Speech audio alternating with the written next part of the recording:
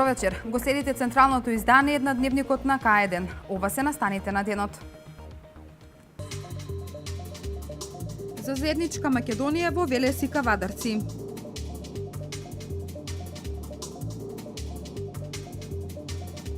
Председателот Ѓорѓе Иванов упати писмо до членовите на Европскиот совет и до председателите Трамп и Ердоган за актуелната состојба во државата.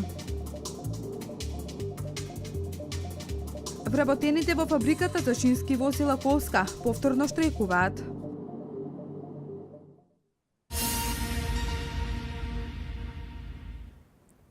Велешани синоќа по 7 пат ги испратија пораките до политичките партии. Тие понатаму се против двојазичност, против уставни промени и против промена на грбот и идентитетот. Тие се за самостојна унитарна Република Македонија. Катерина Нацева го следеше протестниот марш. Не за двојазичност, не за кантонизирање, не за уставни промени, не за промена на знамето, химната и грбот. Големо да за самостојна унитарна Република Македонија. Ова се пораките кои вчера вечер Велешани, кои беа дел од протестниот марш организиран од граѓанската иницијатива за заедничка Македонија, по 7 пат ги испратија до политичките партии. Без разлика на партиската, верската и националната припадност, да ги спречиме да не ги сотрат корените. Македонија е света библиска земја. Македонија е наша заедничка мајка за која илјадници храбри синови и ќерки ги всадија своите животи во темелите на она што го имаме денес и на нејзиното име. Господа изроди, најголемиот штит на Македонија е народот, македонскиот и од сите етнички заедници. Категорично негирајќи и отфрлајќи секоја помисла за прифаќање на платформата за Василевски, идејно решение е попис на населението. Никаде во светот малцинството не владее со мнозинството. Или, ако сакате, господа, бојрум на еден попис со затворени граници, па да се проброиме кои сме и што сме. Да видиме дали ќе ви паднат и Охридскиот, и Мајскиот, и платформата на тираните. Или пак поирум на нови избори заедно со локалните, со вашата платформа на тираните. Па да видиме што ќе каже македонскиот народ. Организаторите на протестниот марш граѓанската организација за заедничка Македонија и денеска ќе продолжат со мирниот протест кој повторно ќе започне во 17 часот од пред споменикот на Панко Брашнеров.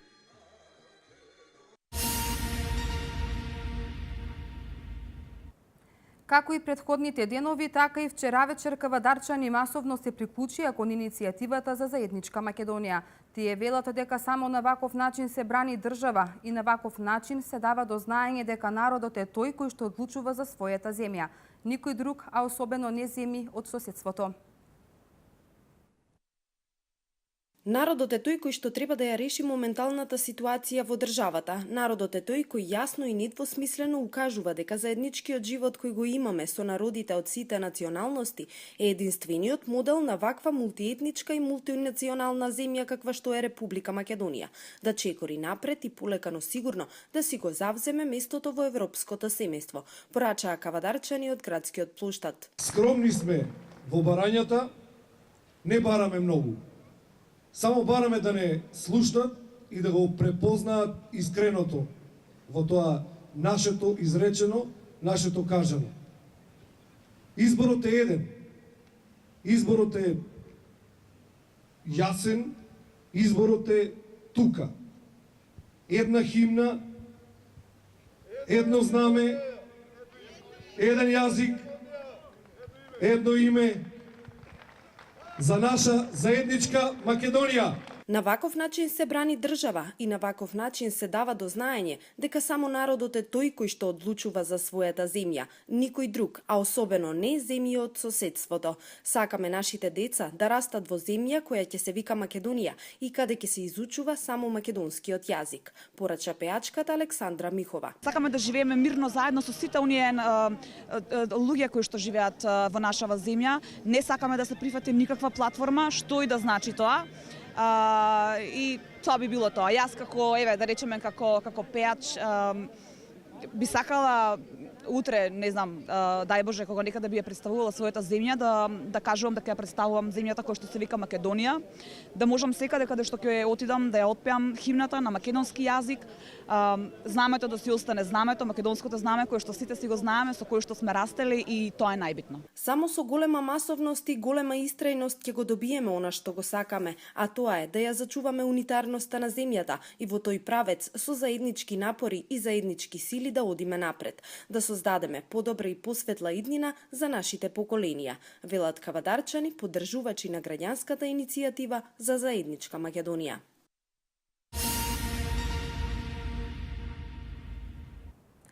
Сојузот на синдикати на Македонија ги повикува сите субјекти во оваа криза да пристапат кон нејзино надминување, водејќи се и почитувајќи ги принципите на почитување на уставот, унитарниот карактер на државата, државниот суверенитет и интегритет на народот и граѓаните на државата.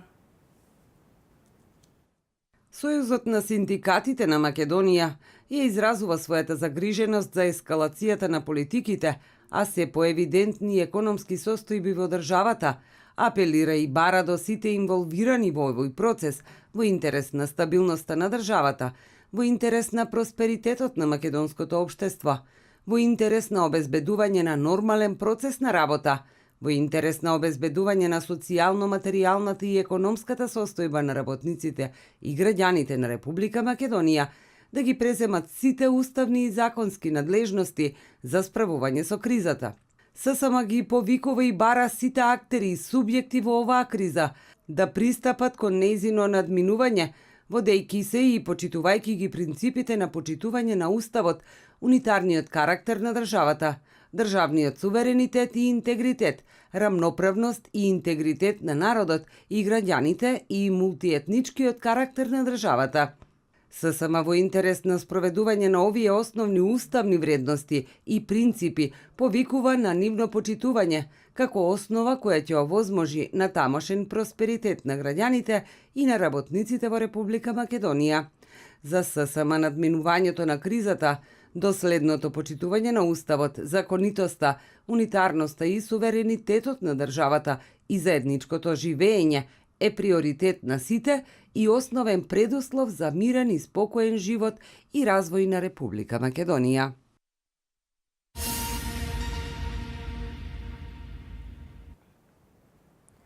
Привршуваат градежните работи на улицата Стефан Димитров во Велешката населба Керамидна во должина од 200 метри. Градежните зафати значат подобри услови за граѓаните кои живеат во овој дел на Велес. Реконструкцијата се изведува со средства од програмата за работа на општина Велес. Во завршна фаза се градежните работи на улицата Стефан Димитров во Велешката населба Керамидна. Бетонирањето на оваа улица во должина од 200 метри денеска ќе биде завршено. При увид на градежните активности, градоначалникот Славчо Чадиев истакна дека паралелно се работи и на уште неколку улици во оваа населба, кои се дел од годишната програма за обнова и реконструкција на локални улици. Извршивме и изминативе денови тампонирање на уште една улица, но подготовка за уште една улица за бетонирање. Тоа е крак од улицата Наце Димов во должина негде од повеќе од 70 метра. Со тоа полеко, но сигурно ги затвараме сите улици во ова населено место. Имаме уште 2-3 улици на горниот дел околу Павел Шатев, така ќе исправат жителите на оваа урбана заедница. Меѓутоа, согласно динамиката и начинот на средување, очекуваме да при крајот на оваа градежна сезона завршиме официјално со бетонирањето на улиците на овој дел од градот. Градежните зафати значат подобри услови за граѓаните кои живеат во овој дел на Велес. Ова многу значи за населбата наша, за овој дел што сме, за општо одење, за се нешто и било за некои други работи, значи ова што се прави многу добро и многу убаво.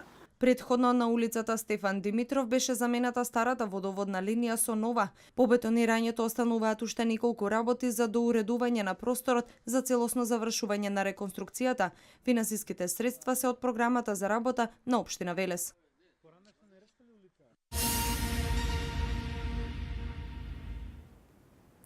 Во должина од 600 метри и ширина од 4 метри се изврши асфалтирање на улицата Орце Николов Водимир Капија.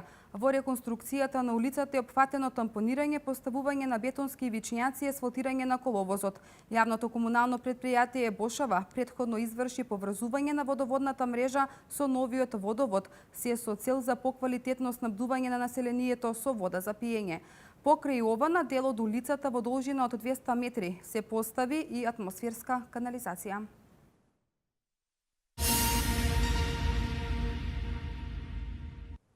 Денеска вработените за шински возила Колска околу половина час го блокираа железничкиот сообраќај на железничката станица во Велес. Штрајкот е резултат на неисплатената октомвриска плата и здравствено осигурување. Брањата на вработените се да се исплати аванс, за да можат да се исплатат дел од заостанатите плати. Вработените во фабриката за шински возила Колска повторно штрајкуваат. Тие околу половина час го блокираа железничкиот сообраќај на железничката станица во Велес поради неисплатената октомвриска плата. Велат дека немаат и здравствено осигурување. Се жалат дека тешко живеат со блокирани сметки, кредити и неплатени комуналии. Доени сме на тоа ниво, од октомври навака да немаме земено плата. Сега не се мешаме и ние у склоп на железници, кој што они и самите имаат право на протест за 1 месец и штрикуваа и издействува. Ние друго немаме ништо освен да ги запираме возовиве и порадикални мерки. Се знае што може да, како што каже колега, може да отидеме само пред собрание и да ни се даде помош од страна на Министерството за транспорт и врски. Колска потпиша договор со македонски железници за поправка на 80 товарни вагони и 3 патнички. Нивните барања се да се исплати аванс за да можат да се исплатат делот за останатите плати. Велат дека Колска е потребна за безбедна железница. За да имаме сигурна железница, безбедна железница за патниците, потребно е на ваква фирмичка да ги одржава патничките и теретните вагони. Бидејќи, колку што знаеме ние, друга фирма у држава не постои, значи пожелно е да ни се обрне внимание на наша фирма, да ни се даде можност средства да продолжиме како и до сега што сме работеле. Во фабриката за шински возила Колска се вработени 126 лица, а истата постои 100 години.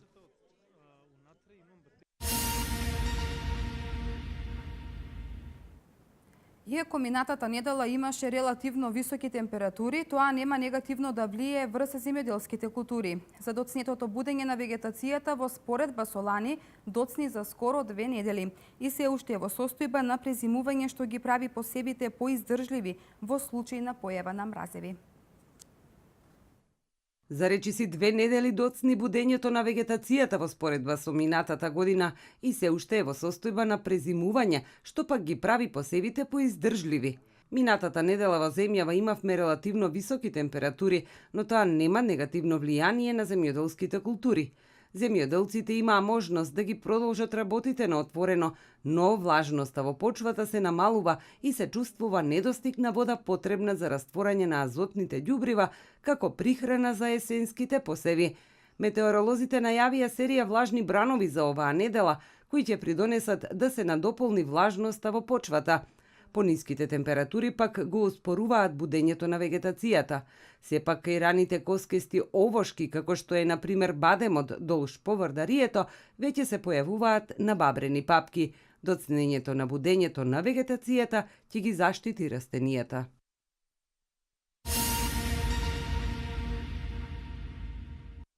Сдруженијето Гласот на животните ја продолжува хуманитарната акција за Горан Темелковски. Ова е втора акција поред која ја организира Сдруженијето. Тие денеска поставија штанд на градскиот пазар во Велес, а потоа и во центарот на градот, се со цел да се соберат повеќе средства. Инаку Горан Темелковски боледува од тумор на мозокот и итнос е потребна финансиска помош за негова операција. Здруженијето Гласот на животните повтор пат денеска поставија импровизиран штанд на градскиот пазар, а потоа и во центарот на градот за собирање финансиска помош за велешанецот Горан Темилковски. Имено Темилковски, кој боледува од тумор на мозокот, замина на операција во Турција, откако специјалистите во земјава го информирале семејството дека сите ресурси за интервенција се исцрпени. За операцијата, анализите и испитувањата се потребни 12.000 евра. Граѓаните веќе ја докажуваат својата хуманост. Горан вчера замина за Турција на операција, каде што се уште не се знае колку вкупно си имаат собрано, уште колку пари фалат за да се дособерат за операцијата. Денеска очекуваме да има исто голем одзив. Викендов ќе поставиме повторно штанд некаде во центарот на градот. Единствената надеж за Горан и неговото семејство сега е доктор Ахмет Чолак во болницата Санте Плюс во Истанбул. Хуманите граѓани може да донираат по 100 денари со повик на телефонскиот број 070 143 163 и на бројот 143 467 без префикс. Викендов ќе се одржат неколку хуманитарни забави во дел од велешките кафулиња и ноќните клубови.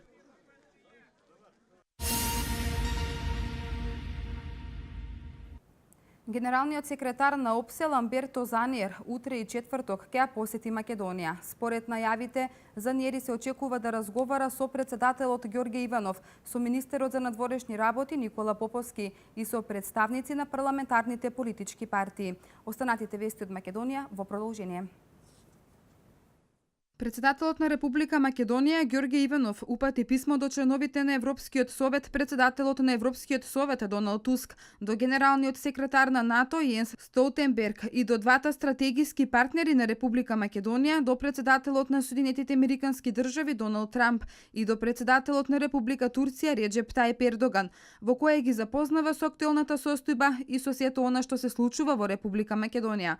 Во писмото стои: на 11 декември 2016 година се одржаа слободни, фери и демократски избори, кои беа поздравени од сите страни. Но наместо излез од кризата и фокусирање на итните реформски приоритети, ние повторно се најдовме во длабока политичка криза. Имено по изборите 3 од 4 парламентарни партии на етничките албанци во Република Македонија, со 18 од вкупно 120 пратеници во собранието, под покровителство на премиерот на Република Албанија Еди Рама и неговиот министер за надворешни работи во Тирана, создадоа платформа за албанците во Република Македонија. Тиранската платформа стана предуслов за формирање влада на Република Македонија. Платформата е постизборен документ усвоен во туѓа држава во кабинет на странски државник и со посредство на премиер на туѓа држава. Со оваа платформа се загрозува сувереноста и независноста на државата, доведувајќи ја Република Македонија во положба на подчинетост или зависност спрема друга држава. Реализацијата на платформата подразбира промени во уставот на Република Македонија со кој би се загрозил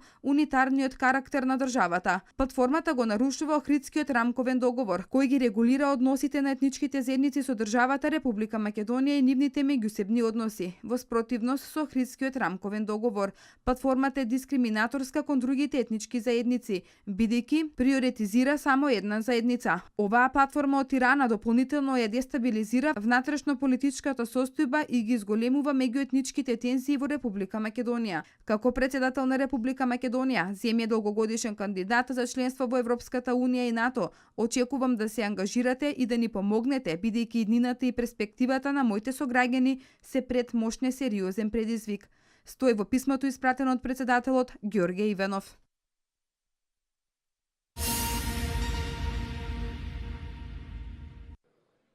Представничката на Европската Унија Федерика Могерини истакна дека е загрижена за состојбата во Скопје, но има потенцијал за решавање на кризата, како што е седница на парламентот и избор на спикер. Постојано употребувајќи термини како Скопје или оваа земја, Могерини ниту еднаш не ја употреби ниту референцата за македонската држава, камоли уставното име, но затоа испрати пораки до политичарите во Скопје за политичката и институционалната криза, да не се претвори во меѓуетнички судир. Високата представничка на Унијата испрати главна порака на политичарите во Скопје да не се играат со оган и меѓуетничка конфронтација што ќе ја повлече земјата. Има инструменти за решение, како што е мудрост на председателот, капацитетот на парламентот да продолжи со избор на спикер и деблокирање на состојбата за институционалната и политичка криза, да се менаџира со инструментите што ги има Скопје без мешање. Нормално пријателите може да се грижат за состојбата и иднината на партнерите. Веруваме дека има можности да се излезе од институционалната криза.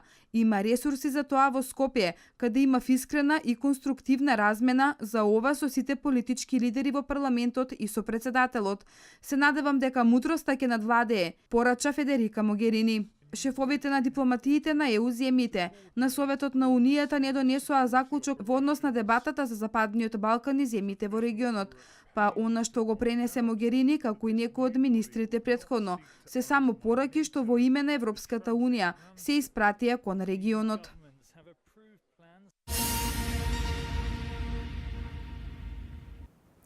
Сад ја засилуваат одбраната против севернокорејски балистички ракети, изјави американскиот председател Доналд Трамп.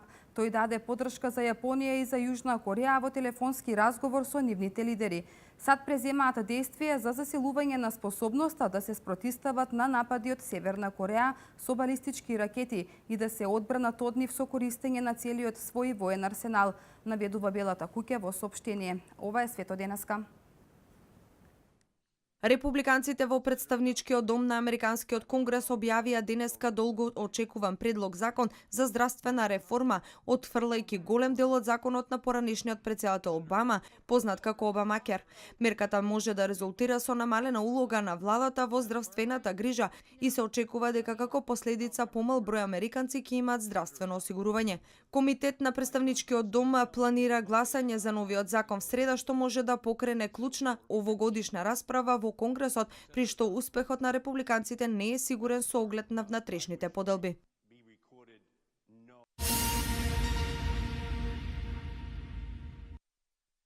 Најновото лансирање на 4 балистички ракети било тренажна вежба за напад врз американска воена база во Јапонија, јавуваат севернокорејските медиуми.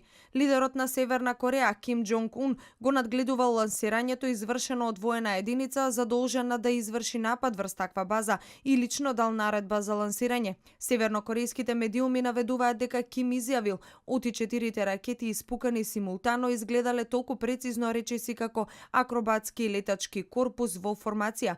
Севернокорејската агенција објави дека воените единици што учествувале во лансирањето се задолжени за напад врз бази на американскиот империалистички агресор во Јапонија во случај на потреба. Северна Кореја вчера испука 4 балистички ракети, од кои 3 паднаа во Јапонското море на околу 300 километри од северозападниот брег на Јапонија.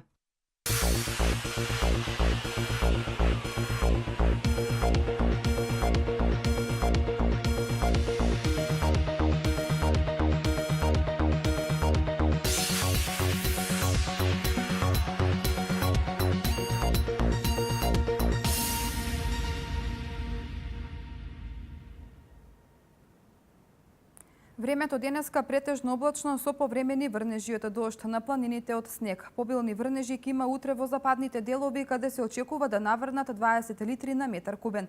Деталите за временската прогноза во продолжение.